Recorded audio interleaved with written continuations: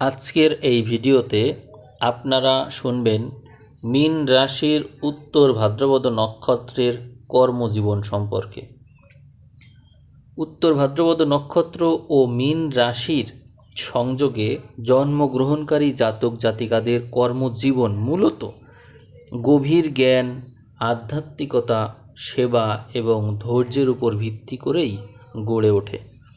এই মীন রাশির মূল অধিপতি বৃহস্পতি এবং উত্তর ভাদ্রপদ নক্ষত্রের মূল অধিপতি শনি, এই দুই গ্রহ আপনাদের জীবনকে কীভাবে প্রভাবিত করে এবং তাদের প্রভাবে আপনাদের ক্যারিয়ার কেমন হয় সেই বিষয় নিয়েই আপনারা এখন ধৈর্য সহকারে শুনবেন। শনির মধ্যে থাকে শৃঙ্খলা এবং বৃহস্পতির মধ্যে থাকে প্রজ্ঞা। এই অপূর্ব সংমিশ্রণের কারণে এই জাতকদের কর্মজীবনে সাফল্য কিছুটা দেরিতে আসে। সাধারণত 42 বছর বয়সের পরে এমনটা হতে দেখা যায়। আসলে তা দীর্ঘস্থায়ী এবং সম্মানজনক হওয়ার জন্যই এই দেরিটা মূলত হয়ে থাকে। তো আপনাদের কর্মজীবন মূলত কোন কোন বিষয়ের উপর ভিত্তি করে হয় এবং কোন দিকে আপনারা ভালো করেন তা দেখা যাক। আপনারা মীন রাশি এবং উত্তর ভাদ্রপদ নক্ষত্রের জাতক জাতিকারা প্রাকৃতিকভাবেই আধ্যাত্মিক এবং অন্তর্মুখী হয়ে থাকেন। আপনাদের জন্য এই কারণে উপযুক্ত পদ হতে পারে আধ্যাত্মিক গুরু, ধ্যান ও যোগ ব্যায়াম শিক্ষক, ধর্মীয় প্রতিষ্ঠানের পরিচালক বা সন্ন্যাসী। কারণ মানুষের আত্মিক উন্নয়নে আপনারা চমৎকার ভূমিকা পালন করতে পারেন। চিকিৎসক, নিরাময় ও থেরাপি, এই সমস্ত ক্ষেত্রেও আপনারা উপযুক্ত। চিকিৎসক, সার্জন, সাইকোথেরাপিস্ট, ফিজিওথেরাপিস্ট বা কাউন্সিলর হিসেবে আপনারা অনেক ভালো করেন। আপনাদের শান্ত উপস্থিতি এবং গভীর সহানুভূতিশীল আচরণ মানসিক বা শারীরিকভাবে অসুস্থ রোগীদের দ্রুত সুস্থ হতে সহযোগিতা করে থাকে। এই জন্য আপনারা এই ক্ষেত্রেও ভালো করেন। আপনারা গভীর গবেষণা এবং শিক্ষকতাতেও ভালো করে থাকেন। আপনারা যে কোনো বিষয়ের গভীরে গিয়ে বিশ্লেষণ করতে পছন্দ করেন এবং মূলত গতির চেয়ে গভীরতা, এই বিষয়েই কিন্তু আমরা বেশি বিশ্বাসী। এই জন্য আপনারা বিশ্ববিদ্যালয়ের অধ্যাপক, বিজ্ঞানী, ঐতিহাসিক, লাইব্রেরিয়ান বা পিএইচডি গবেষক হিসেবে অনেক ভালো করেন। দীর্ঘ সময় ধরে ধৈর্য সহকারে পড়াশোনা করা ও জটিল তথ্য উদ্ঘাটনে আপনারা সবচেয়ে বেশি পারদর্শী। আপনারা আইন, বিচার ব্যবস্থা ও সালিসি, এই সমস্ত বিষয়ে অনেক ভালো করেন।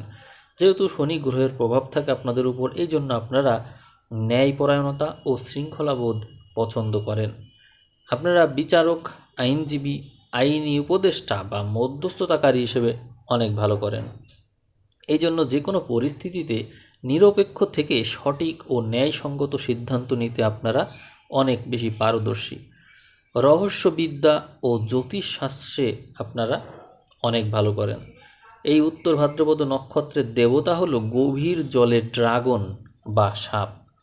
এই জন্য গোপন বা রহস্যময় জ্ঞানের প্রতীক হিসেবেই এই উত্তর ভাদ্রপদ নক্ষত্রকে দেখা হয়ে থাকে। এজন্য জ্যোতিষী হিসাবে, হস্তরেখাবিদ, সংখ্যাতত্ত্ববিদ, মনস্তাত্ত্বিক গবেষক, এই সমস্ত ক্ষেত্রে আপনারা ভালো করেন। আপনাদের মধ্যে সহজাত অন্তর্দৃষ্টি থাকে এবং ষষ্ঠ ইন্দ্রিয় অত্যন্ত তীব্র হয়ে থাকে। এই জন্য রহস্যবিদ্যা ও জ্যোতিষশাস্ত্রে আপনারা স্বভাবতই ভালো করে থাকেন। সমাজসেবা ও অলাভজনক সংস্থায়ও আপনারা ভালো করে থাকেন। এই জন্য মানব কল্যাণ এবং নিঃস্বার্থভাবে দান করার মানসিকতা আপনাদের মধ্যে অন্যতম বড় গুণ হিসেবে থাকে। এনজিও এর পরিচালক, সমাজকর্মী, অনাথ আশ্রম বা বৃদ্ধাশ্রমের ব্যবস্থাপক হিসেবে আপনারা ভালো করেন।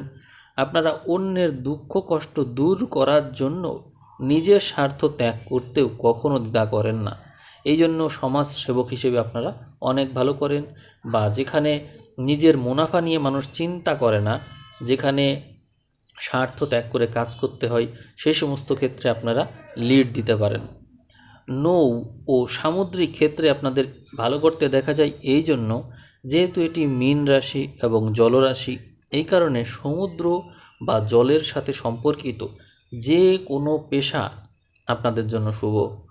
উপযুক্ত পদ হিসেবে আপনারা বেছে নিতে পারেন মেরিন ইঞ্জিনিয়ার হিসাবে কাজ করতে পারেন, ওশেনোগ্রাফার বা সমুদ্র বিজ্ঞানী হিসেবে কাজ করতে পারেন, নৌবাহিনীর কর্মকর্তা বা আন্তর্জাতিক আমদানি রপ্তানির ব্যবসায়ী, এই সমস্ত বিষয়ে আপনারা অনেক ভালো করেন, যেহেতু মীন রাশিটা একটা জলজ রাশি।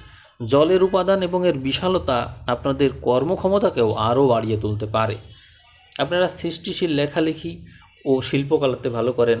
রবীন্দ্রনাথ মীনের ঘরে তার চন্দ্র ছিল, এই কারণে তিনি মীন রাশির জাতক, আর সেই কারণে তার সৃষ্টিশীল লেখা এবং তার যে শিল্পকর্ম সেগুলো কিন্তু মানুষকে অবাক করেছে।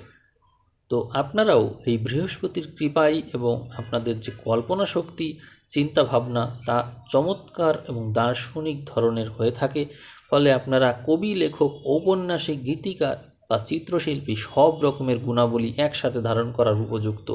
আপনারা নির্জনে বসে নিজের গভীর অনুভূতিগুলোকে লেখার মাধ্যমে ফুটিয়ে তুলতে স্বাচ্ছন্দ্য বোধ করেন, আর এই জন্য আপনারা এই বিষয়ে ভালো করে থাকেন। আর্থিক ব্যবস্থাপনা, ব্যাংকিং ক্ষেত্রে আপনাদেরকে ভালো করতে দেখা যায়। এই মীন রাশির জাতকরা অন্যের সম্পদ বা সরকারি অর্থ রক্ষণাবেক্ষণে বিশ্বস্ততার পরিচয় দিয়ে থাকে।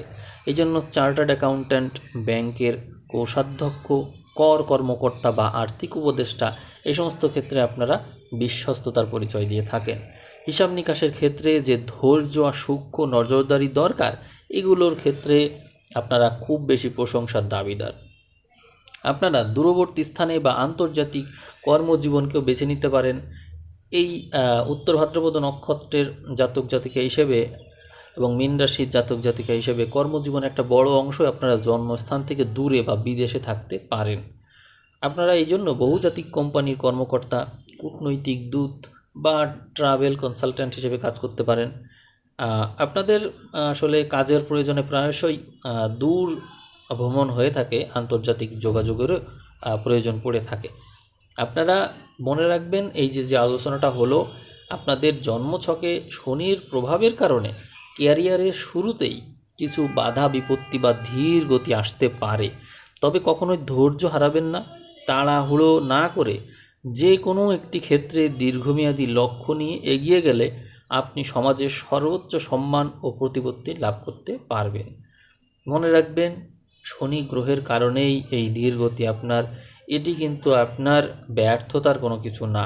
শনি সবসময় আপনার যে সামর্থ্য সেই অনুযায়ী ফল দিয়ে থাকে, যাতে পরবর্তীতে আর আক্ষেপ না থাকে।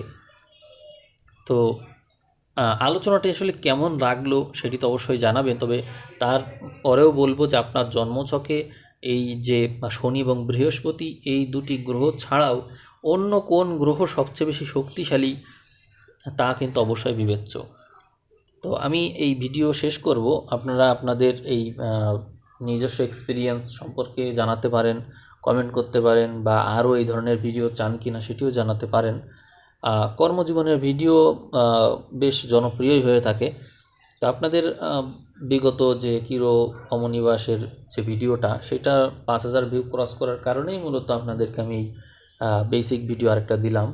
তো আপনারা সবাই ভালো থাকবেন। সবাইকে অসংখ্য ধন্যবাদ জানিয়ে আজকের এই আলোচনা আমি এখানেই শেষ করলাম। ধন্যবাদ।